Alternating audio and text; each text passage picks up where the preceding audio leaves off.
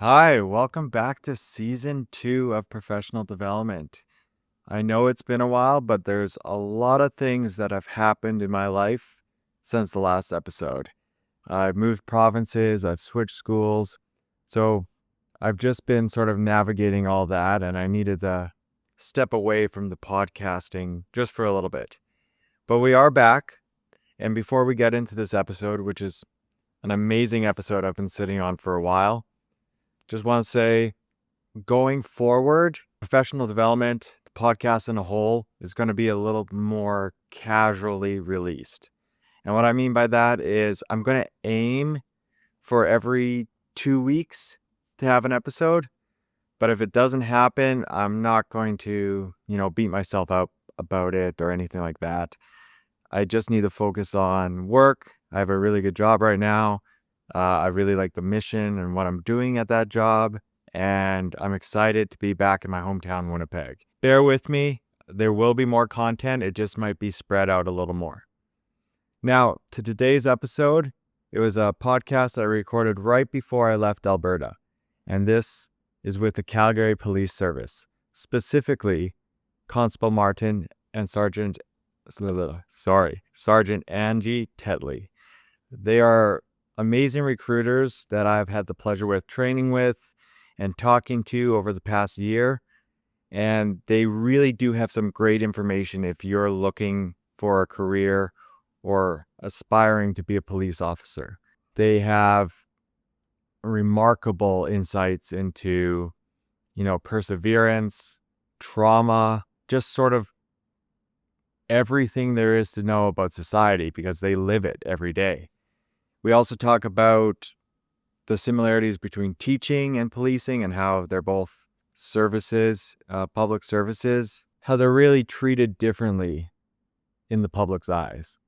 One's more sort of viewed as a very left-wing establishment, and one's more of a right-wing institution. It is an interesting talk. We're going to split this up into 2 parts. So the first part, we talk more about how the constable and sergeant got into their policing and sort of what they've learned from it. And then the second part, we really talk about, what it takes to be a police officer, the application process, and what traits they're really looking for. Anyway, I'm excited to share this with you. So enjoy and welcome to season 2 of Professional Development. Professional development with Mr.Drover. Gun half dropping in your pocket when we come over. Keep it live. Good development with Mr.Drover. Bun cars. Constable Martin, Angie Tetley, Sergeant Tetley. Yes, sir. Let's go. I'm excited to have you guys here. And full disclosure, I kind of just copied your guys' idea. Right? When you guys were like, oh, let's make a podcast, and you guys had a podcast, I was like, I could do that. Yeah, you could. Dude, I've been watching yours, and I was like, right from the word go, you've been doing a really good job. Nice work. Agreed. You're very good at it. You're easy speaker. I can only imagine that your kids love it as well. Yeah, they're lucky to have you as a teacher for sure. Sometimes sometimes I have to put in my hey, everyone. But teacher voice. Well, it's probably similar to your police voice. Am I right? Yeah. So before we get into the big questions, your journey into policing, both of you, how did you get this role as a recruiter, and what other positions did you have that sort of, I know you went throughout your journey of policing? Yeah, so I'll start. Yeah, go ahead. So my dad was actually a policeman too, so I kind of grew up understanding police life and always having a respect for the job for sure. But I didn't really decide until I was in my 20s.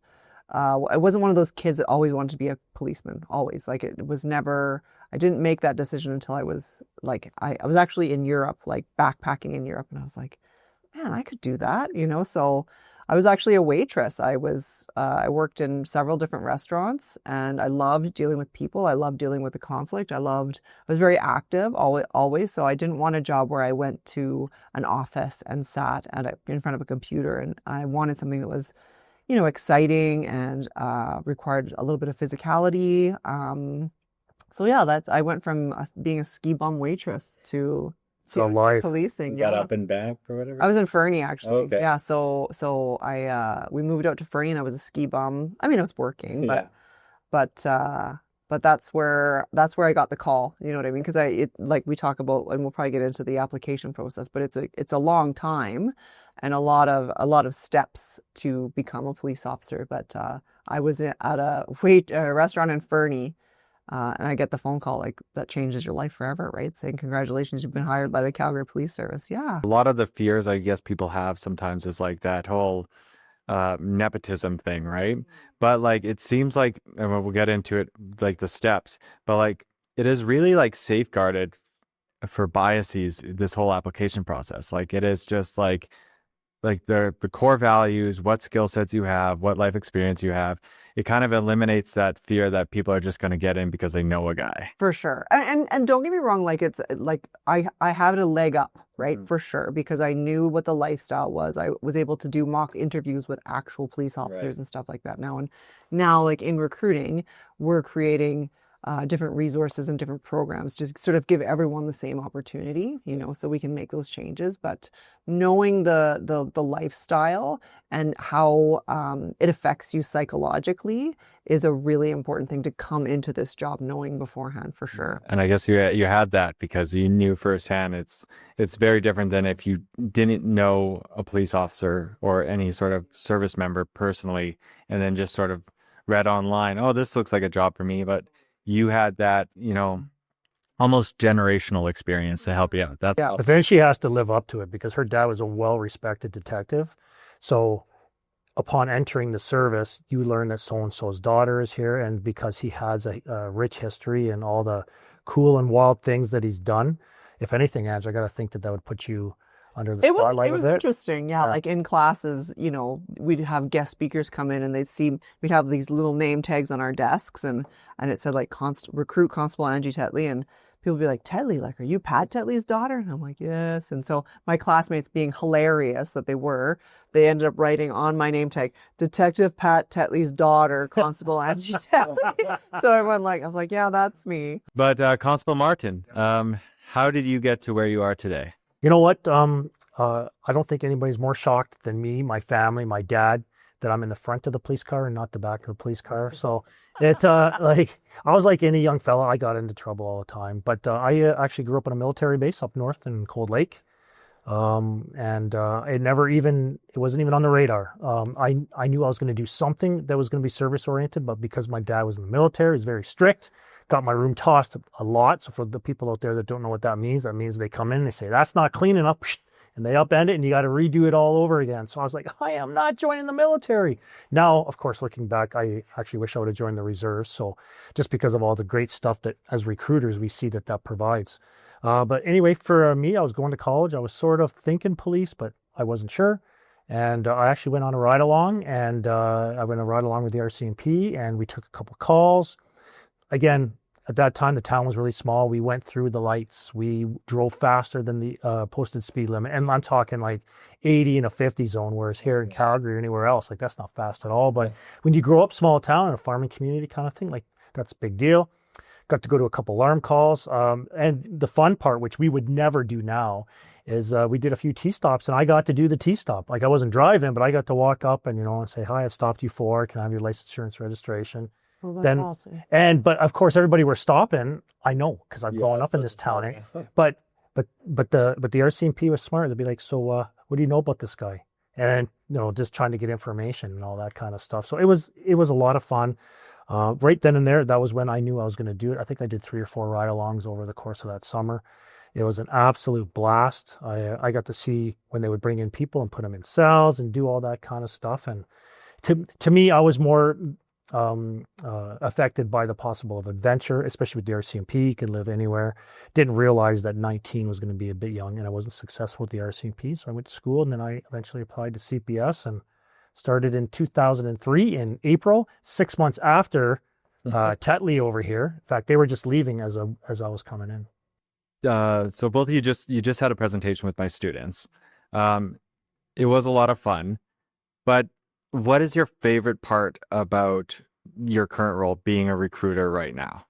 I think like we've both been on for like 20, 23, 22 years, and I think my favorite part is those conversations, right? Whether it's with a kid in grade 6 or whether it's someone who's, 25 and ready to put their application in tomorrow.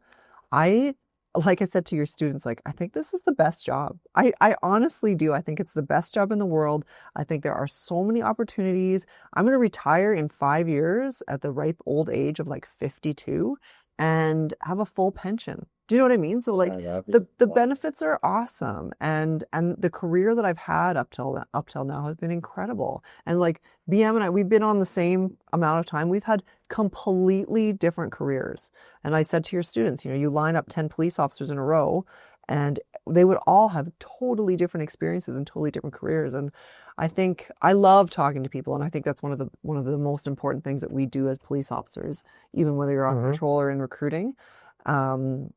And I think I love to be able to be a part of that first experience with getting into policing, right? So we get the absolute privilege of, meeting people, whether it's at Run with a Recruiter or one of our other programs, helping them through the application process. Then they get hired, and we get to see them every day in the class or in the locker room, right? And now we watch them sort of go through classes and then get out on the street, and we keep in touch with a lot of the people that we've recruited, and it's so exciting, to get to experience that sort of excitement and pure joy all over and over again as a recruiter. So I don't know, I love it. I think it's the best job. Yeah, I totally agree. In fact, Ange would probably say the same thing, but at whichever point of her career or my career that I've been in, that's been my absolute favorite spot. When I was in patrol, I was all about patrol, break and enters, frauds, gross. Just like taking calls for service, because that's what I signed up to do. I wanted to be in a patrol car. When that call came, I wanted to go. I didn't anticipate so much paperwork because honestly, It's a lot. yeah. But at the same time, you get to see the outcome from a lot of the stuff that you do. A lot of fun. Favorite thing was going to jail because, of course, that's going to be part of the job. And also being able to help people get property back, all that kind of stuff. And then I did some time in the drug unit, and I loved that. And Ange took the same courses as me. When you do that kind of stuff, you take the surveillance course and the undercover operators course. Very stressful, very difficult courses. But when you're done, I can't believe I just did A, B, C, and D. Yeah. Not telling you nothing, but it's a lot of fun.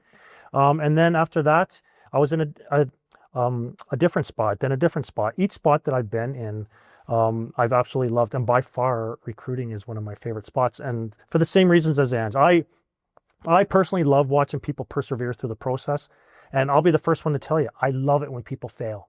Yeah. And the reason why I do is because one, it's an opportunity to sharpen your character and your person. Life isn't meant to be easy, and policing is full of failure, like full of it. If it's at the beginning in the application process or during recruit classes where we're feeding you information like you're drinking through a fire hose or on your first call, there's so much room for improvement that once you accept the fact that every single day is going to be a new obstacle, and that you'll just take that on and you do it the best that you can. And if you don't do it as well as you could have done, you learn from that and then you move on and then do the next thing. Growth mindset. Each stage, I really do believe is a foundation for the next. It starts out with the application, and I'm sure we're going to get into that. Then recruit classes that builds on that previous foundation, and then so on. But going back to what Ange was saying, my absolute favorite is watching people get selected. We have different file managers that tell them in a variety of different ways, but because we establish really good relationships with the people that we interact with all the time, Tetley has a ton of amazing programs that we're currently doing that she has planned. And in doing that, it's all based on the development of relationships, because this job is about people, like to see them get through and to get what they actually want, which is not easy. And to see them get what they want. And then the first day they're wearing their CPS uniforms. In fact, we had a class that just started last week. We had 5 run with our recruiters. Yeah. And I'm in the bathroom this morning. I'm going to brush my teeth, and I look over and I'm like, there's a young fella. He wasn't even wearing, last week he was in a suit. And so it's just really, really fulfilling to see them accomplish their... Fulfilling, yeah. No, and I think there's so much overlap with that and teaching. Like with what you guys do in teaching, the only thing you were telling me that, especially when you were saying it, is when my students graduate. Yeah. Right? Or I had 2 students back when I was teaching Fort McMurray, and I was doing all this video editing stuff with them. And then they graduated and they got internships at the local video like company. Then they filmed all the oil barons games and stuff like that. But yeah, no, the one thing that tears me up when I'm talking to like graduates or anything like that is like, I'm so happy that they're going to surpass me. Like they're going to get better. Like they've taken whatever like tidbit that they got from me, but they've also got experience from all the other teachers, from their own upbringing and everything like that. And they're going to be a person, like just a little bit of me in there, right? But they evolved, right? And it's so awesome to see that and then now when you see them on Instagram or Facebook or something like that, they have done stuff where there's like, no way I could have done that. Like he definitely didn't learn that from me or whatever, but like it was a accumulation thing. It was like, I think developing police officers, developing students is a group project, right? It's like everyone's here to make people the best they can be. And when you're telling about all those different positions that you can have in policing, right? And this might sound like super like weird, but the way I think of it is like different planes of existence that you guys are now exposed to. And I had a conversation with a colleague about this. It's like adults and kids live in the same geographical area, right? But your plane that you live on is a little different. Like you don't see the bars the way the adults see the bars. You see bike trails instead of roadways. Like there's like just different ways of seeing the same space. But every single time you're trained in like when you go into like narcotics or you go into like any sort of division, you see another plane of the same world. 100%. Right? And I feel like that adds like empathy to you. Like you understand probably how more people live than a lot of other people, right? Yeah, that is very well said. And we could go on and on about the various calls that we've been through over the years, and your scope becomes much larger. Yeah. And it's an interesting world out there, I'll say that. Yeah. A privilege. Yeah. There's a fella that we had on our podcast called To Serve. His name was Staff Sergeant Matt Gow, and he said that the day that he received his badge, it was very heavy. Not just because that it's made of metal and it's big, it's actually really cool, but because of the weight that it holds and the responsibility that's behind it. Because we have access to so many different people, we do so many different things, and we have a ton of discretion most of the time. And it's a very heavy burden to do the right thing at all times, because that's why we're all here. We just want to help people. We just want to serve. Right. Yeah. That professional judgment goes a long way. And with that, like autonomy, you have that responsibility too, right? But flipping it back, because I do want to talk about Run with a Recruiter. We might know something about that. Yeah, I might know something about that. I don't know. Could you explain what Run with a Recruiter is and how awesome it is? Spoilers alert, it is awesome.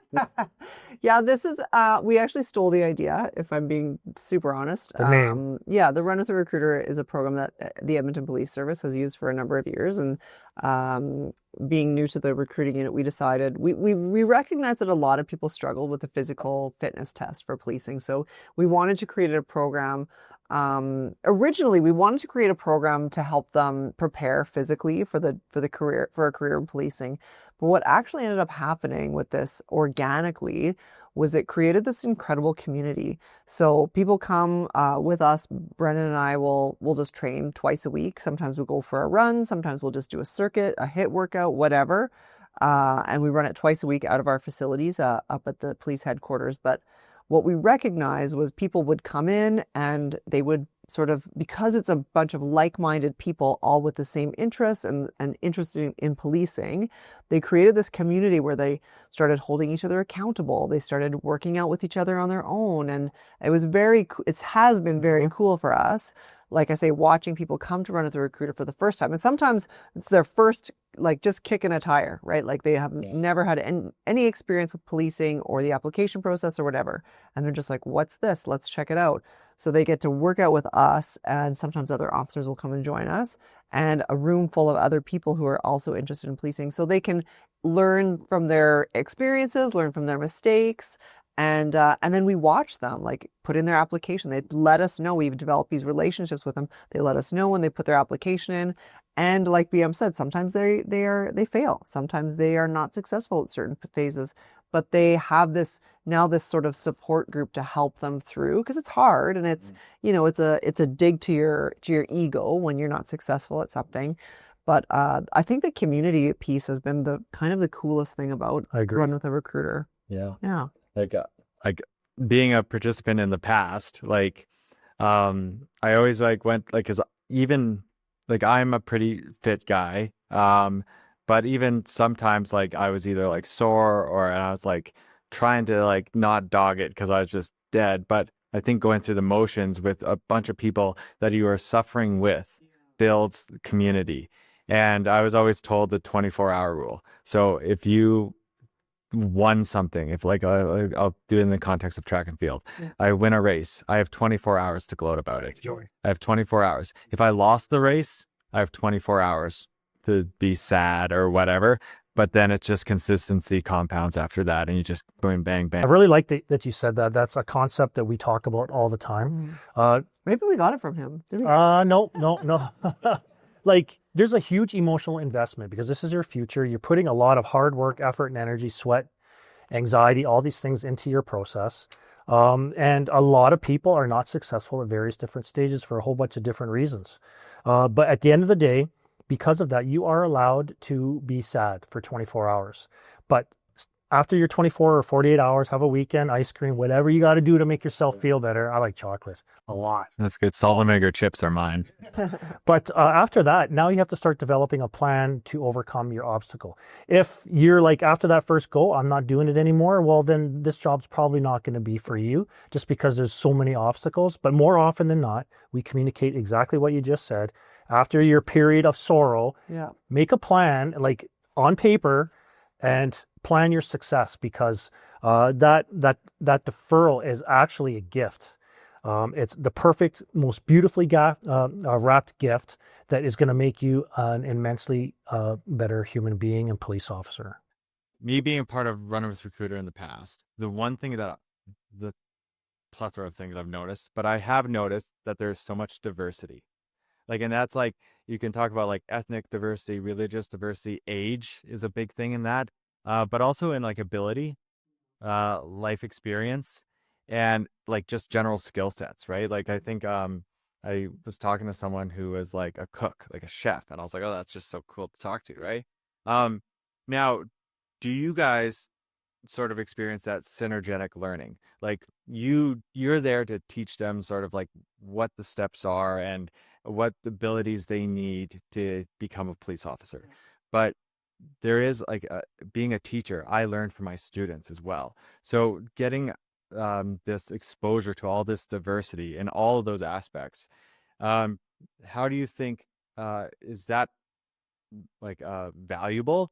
And is it valuable as a police officer to have that diversity?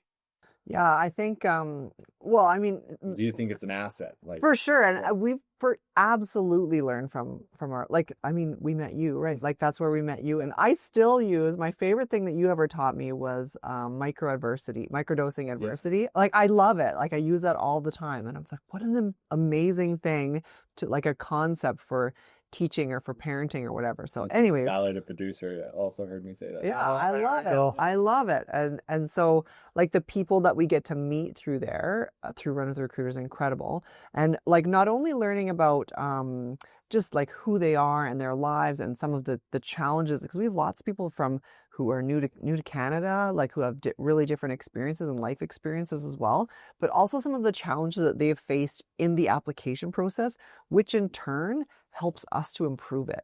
Like if we talk to multiple people who have experienced sort of a similar roadblock, then that's our job to fix it. Do you know what I mean? So we can fix the application process and make that easier for people, or not easier, but just remove unnecessary barriers. So we try to do that as often as possible. Then of course, learning about the human being and who they are. And I think like you mentioned, like, is that helpful as a police officer? 100%, right? Like when we're interviewing people, we're interviewing victims, we're interviewing bad guys, whatever, like getting to like those building relationships is one of the most important things that we can do, whether we're trying to get information, trying to make people feel more comfortable in a situation. Like I say, communicating and talking to people is the most important thing that we do as police officers. So that ability to speak with people with all that different diversity, cultural, religion, whatever, age, different backgrounds, and fitness experiences, like learning about people is just going to make us better people for sure. Yeah. We learn after every session. We always talk about whatever happened at every session and things that we can do better. Because ultimately, our job, and we're very serious about explaining the process and the minutia of the process. And then ultimately, over to you now. You guys have to put in the work and the effort. But because we built such a good rapport with them, we, like Andrew was saying, we learn their life stories. We become invested in their success. And so it's a lot of fun when they do succeed, or when they are deferred and then eventually succeed. It's a very proud moment for us. Man, that's awesome. Yeah, no, and again, the Venn diagram of like teaching and policing, there's so much about it's like the communication's key, and then like the number one thing is like you guys probably deal with is behavior is communication, right? Like any behavior, bad behavior, good behavior, it tells a lot of stories, right? So it's cool that you guys can have this, like, I guess, stress-free, low-risk environment, like run with a recruiter, right? And you are getting exposed to different people, again, like you said, from all around the world, it could be, right? And you're getting even like their mannerisms or what their norms are and stuff like that. And like you can pull that into policing, and you build a community of recruits that are comfortable being in a diverse environment, which is wild, right? But the one common denominator amongst all of our applicants and all the people that we interact with is the idea of service. Like every single person that I know that's fired up and passionate, kind of like Angie and I are, even at our old age, is that they just want to serve their communities, and ultimately, that's all that you need. I always ask people two things. I want to know how you heard about Run with a Recruiter, because we always want to make it better and obviously market it. But also, why do you want to be a police officer? And every single one of them says, I just want to serve. So it's perfect. Yeah, no, that's the reason I initially applied, right? And like, it's the reason I'm a teacher, right? You are in the same industry. Yeah. Something I'm good at. Can I help other people with that? Sort of, that's the idea. With that, in terms of the CPS, what are like the hardline requirements to be joining? Like if you were applying, what are the hardline? To actually apply, you have to be at least 18 years old. You have to be a permanent resident and have been in Canada for at least 3 years, or be a Canadian citizen. You have to have grade 12 diploma, class 5 non-GDL driver's license. Standards one. Yeah, I don't think I'm missing. Am I missing anything there? No, those are the minimum requirements. Yeah. And then so you can, I'll look at this camera. You can check out like all the steps online. And then we can go through those if you want. But one thing I really like about the CPS is I've seen many agencies like the RCMP, or especially the RNC in Newfoundland, where you have to get sent off to either depot in Regina, and they give you a little stipend like $500 a week or something like that, $525. Or in terms of RNC, it's a $30,000 university course. Like, believe me, I looked into it. I was like, oh, I can't do that, right? But what makes the Calgary Police different with that? Yeah, I think for us, you get paid to train. Like right? full salary. Yeah, full salary. So once you get hired and you go through all the steps in the application process, and there's a lot, it's a really challenging process. We can only hire the best people, because we have such a, I was talking to your students earlier, we really value the trust and the relationship that we have with the community in Calgary. So we can only take the best people. Mm-hmm. So it's a super vigorous process to get through. But once you have been hired and you start recruit classes, you get paid a full salary. You start off about 79,000 to start. And the best part is you get to go home at night. So you come to West Winds, which is where our police headquarters is, and that's where recruit training happens. You come like Monday to Friday, kind of day shift for the 6 months of training. There's a couple days where you might come in for an evening, or you might come in for a weekend when we do certain scenarios or certain events for training. But you go home to your family at night, sleep in your own bed, and you're collecting a paycheck. Because we want people to focus on their learning and focus on their training, rather than, oh my God, how am I going to pay the bills? How am I going to... Exactly. Yeah. And like, we have the best facilities in Canada, for sure. I've been all over the country. Our West Winds campus is literally a campus. It's just like going to college every single day. We got a cafeteria and we got like 4 or 5 weight rooms. We got the yoga mats. We got cardio space. It is an incredible space. We are very blessed to have what we have because nobody else, I believe, in Canada has what we have. So that, like back in the day when Angie and I got on, it was downtown. You know, there was the soup lady on the 5th floor, and you weren't sure what you were eating. You're still blessed to have a small cafeteria, but the facilities that we have now is truly one of the biggest options. So you don't just get a slop of chow anymore. No, oh man, it's fantastic. You got a menu over here, you got a menu over there. It is really, really nice because then the recruits, they can come in. If they need to get something to eat, they get something to eat. Then they can attend their classrooms. They do all of their training at our campus except for shooting and driving. That just seems like I'm getting paid to better myself. Oh yeah, Yeah. the best. Like physical, like academic wise, like just like critical thinking, like that's the dream, right? And I think the really good thing about it is the trainers that we have, the CPS, like the Skills and Procedures Unit and the Firearms Unit, they love it. Yeah. Like they love teaching, they love instructing, and they love to get better. And we're very innovative. Like CPS is very innovative. We use new equipment, we use new strategies, new tactics all the time. We're always trying to be better. So not only are we, you know, producing these recruit classes of highly trained individuals, but our trainers always are looking to train themselves to get better, to pass that knowledge on. So I think the guys and gals in the skills unit are just awesome. And they're all in the gym every morning getting their workout on before their day even begins. Like Leading by example. Yeah. Man, maybe I have to wake up at 4:30 tomorrow and actually I get up at 3, but it's okay. You'll be an hour and a half late. Oh, okay. With all like the process in mind and the steps in mind, if I was to go to like a grade 11 or 12 student today, like someone who's like 3 years away from being like a real adult or something like that, what are like the things that you would be like, hey, this is what you should do, and this is what you absolutely should not do if this is what you want to go down? Okay, circle of friends is absolutely critical. So you want to be in a group of people that are uplifting you, and that it's somewhat symbiotic, and they're going to be helping you a little bit. Like I grew up small town, and as a result, I knew certain circles. I might have been in one where they didn't do positive things with their life after I left high school, and then they ultimately, some got arrested, went to jail, and all these kinds of things. So you want to be in that right type of friendship group, that you're playing sports, that you're doing positive things for your community, that you know, you're just doing a really good job at doing the basic thing. There's a video with this general, I think he's a Marine or a Navy guy, but anyway, start your day with making your bed really good. Start your day out with a bit of structure. Do one thing really good, and as time goes on, it improves. The dopamine cycle. Totally. And then what ends up happening is you just become a stronger and better person for that. And then after you do that, you know, after you're playing your sports, do good in school, because academics is a big part of life, especially in policing. Like there's going to be recruit classes, and you're going to be so excited that you're going to get out onto the street. Well, after you get acclimated, we're going to send you back for tons of in-service courses. The education and the academics never end. So become a good student, learn to like school. I was not an academic, I'll tell you that right now. I barely got out of high school, but Learn to study. That's a big thing. Oh, totally. And then, you know, just keep yourself busy and keep yourself active. And then if you're interested in some kind of post-secondary, Angie and I talk about it all the time, figure out what interests you. If your interest levels are in a particular university, then go for that. If you're a tradesperson, which we really like as well, because they work well by themselves and as individuals and within a group, then go that route. Always try to better yourself.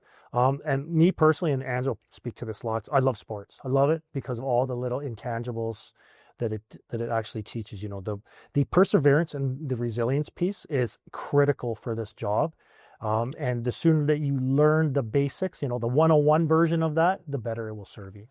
And I think the sports thing comes into, like specifically for women, we've recognized that women who do play organized sports do significantly better, obviously in the physical fitness test, but also in classes, right? So there's not a lot of times, like, I mean, no offense to boys, but like you guys fight, and you're, you know what I mean? Like you're quite, you know what I mean? And I'm obviously very overgeneralizing, but a lot of times, if you're in Vegas and you had to bet, Yeah, Like- exactly. My money's on this one. Exactly. Look at those pipes. But I'm just saying Yeah. we like as women, as girls, that's not what we do, right? Yeah. So like it's not as socialized. to be Right. That aggressive. right. So playing an aggressive sport like rugby's mine, obviously, or any sort of like martial art, Muay Thai, Jiu-Jitsu, anything like that.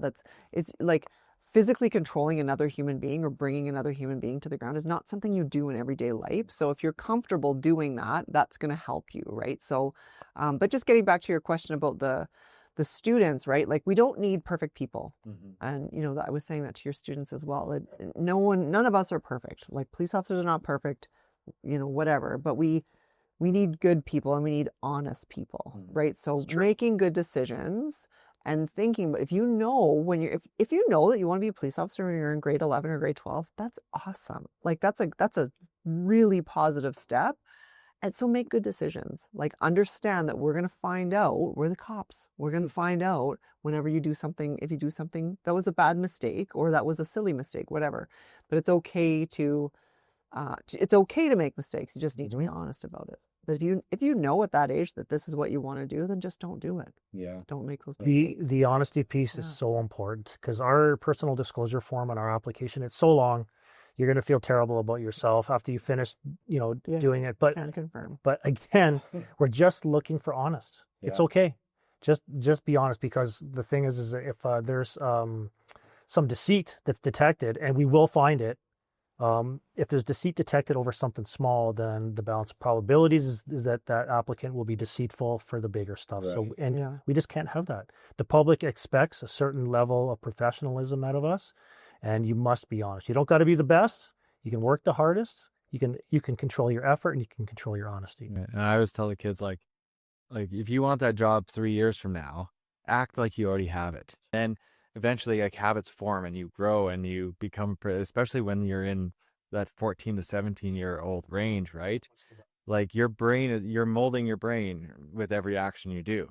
So it's much easier to be, if you have an ideal of the best person you want to be, and you want to be that person, it is much easier to start now and start living that lifestyle now than trying to rewire yourself out of bad habits later on. Well, I had to, like, for me, I was 21, Yeah. right? So I had that friendship group, and back when I was younger, cannabis was a really popular thing, and I was just like, this isn't for me, because I knew for a fact that that particular lifestyle is not going to be appreciated by my future employer, and I just made that decision. So the sooner that you draw that nexus, that good style of living will equate to something else down the line that you haven't seen yet, the better off you will be. I mean, and in saying that too, like that was illegal Yeah. at the time. Like Yeah. now we don't care. Right. Like cannabis is like Yes, that's a drinking good beer, point. right? Yep, So that's it a good doesn't point. matter. That's not something that's going to hold you back in any way.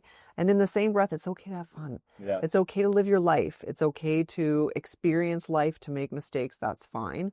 So we want people to come I in know. with life experience too, right? So it's okay to have fun. I was deferred 3 times, like once by the Mounties at 19, once by CPS in my early 20s, second time in the mid-20s, or sorry, in my mid-20s by CPS, and then eventually I got on. And I just have to get this off the table because Yeah.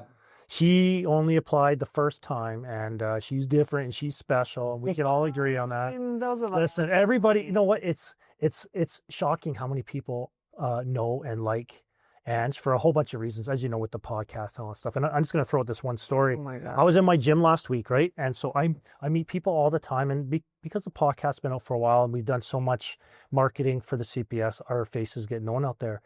And this fella looks at me, he goes, "Are you a police officer?" And I was like, "Oh, is this where I lie and say something else?" I'm like, "Yeah, maybe." And he goes, I go, "I've seen you on," and I thought he was going to say the podcast. He did say that. He goes, "And you know Ange Tetley? Do you know Ange Tetley?" And I yanked my hand back right away. I was just kidding. I was like, "Yeah, I know Tetley.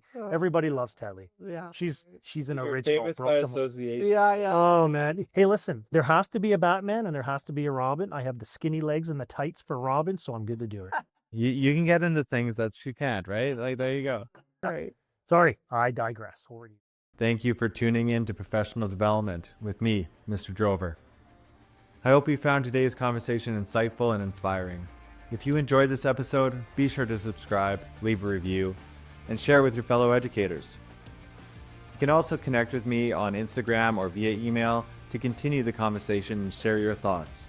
Well, until next time, keep learning, keep growing, and keep making a difference, both inside and outside the classroom. I'll see you in the next episode.